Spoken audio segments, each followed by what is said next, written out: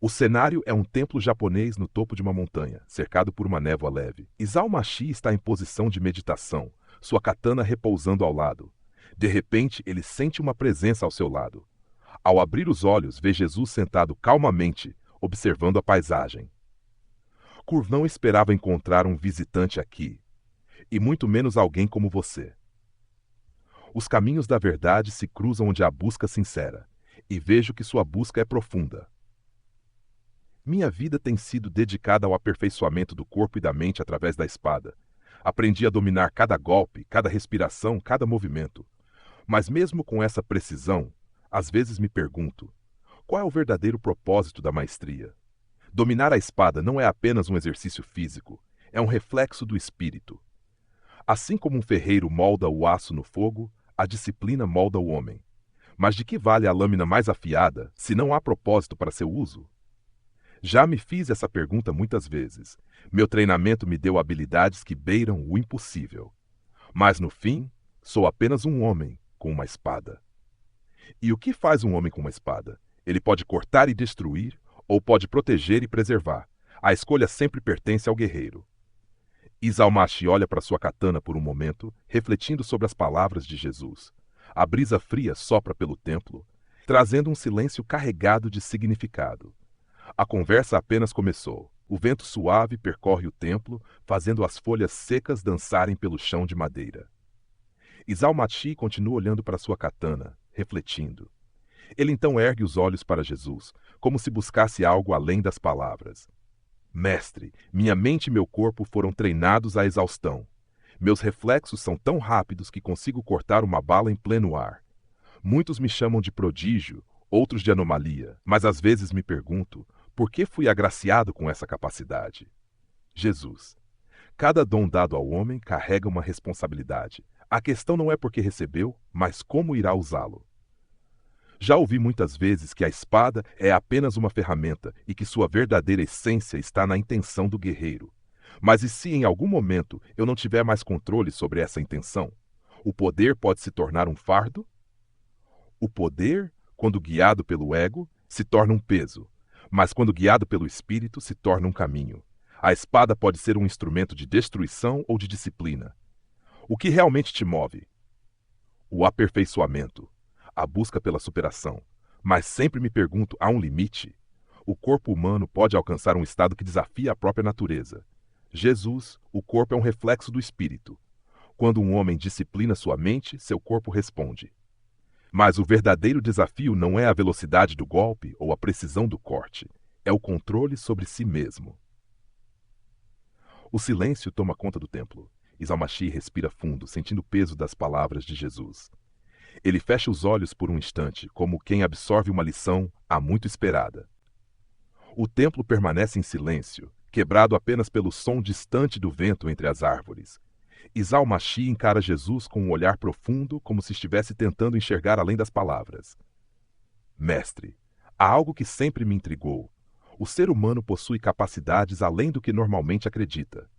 Eu treinei minha mente e meu corpo ao limite, desenvolvendo reflexos que parecem impossíveis.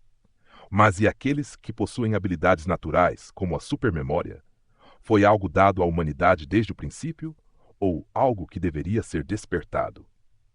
Desde o início, o homem foi criado com potencial infinito. A memória, assim como a mente e o espírito, é uma chama que pode ser acesa ou abafada.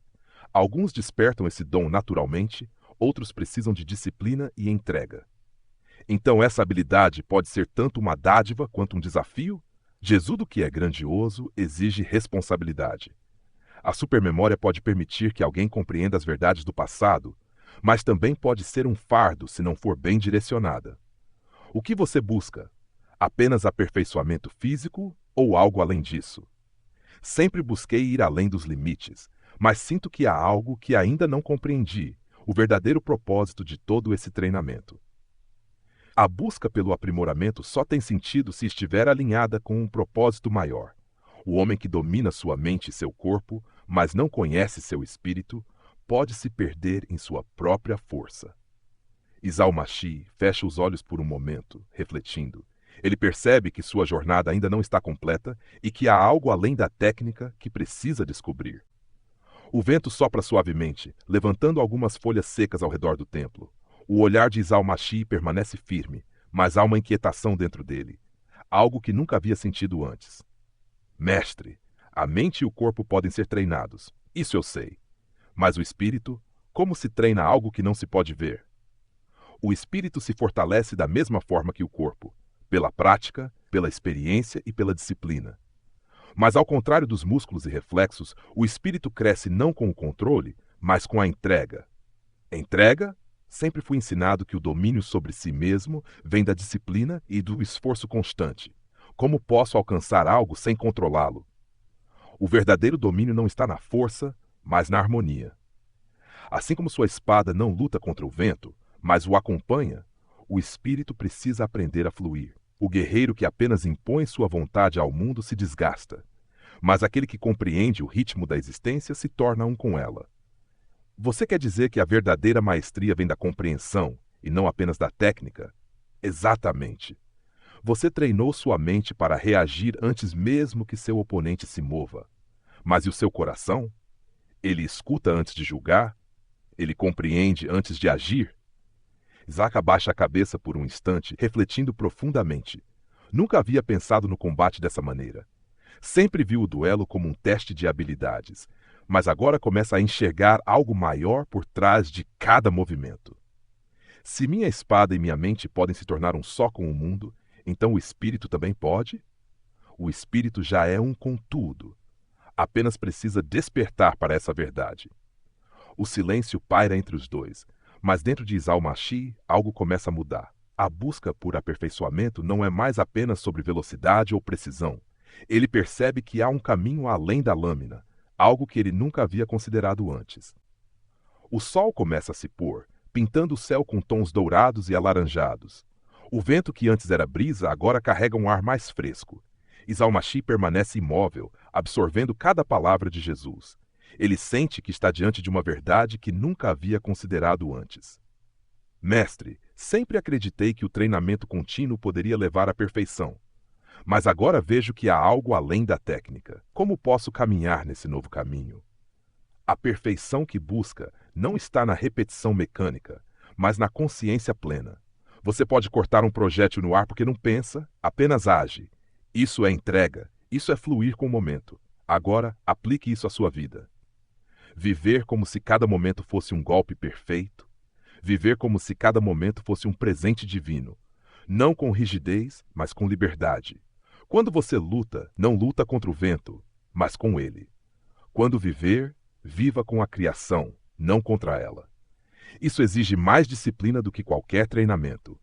Sim, mas a verdadeira disciplina não é controle, é compreensão. Quando se compreende o fluxo da vida, não há resistência, apenas harmonia. E nessa harmonia, feche os olhos por um instante, sentindo o peso dessas palavras. Pela primeira vez, ele percebe que sua maestria com a espada era apenas uma fração do verdadeiro domínio que poderia alcançar.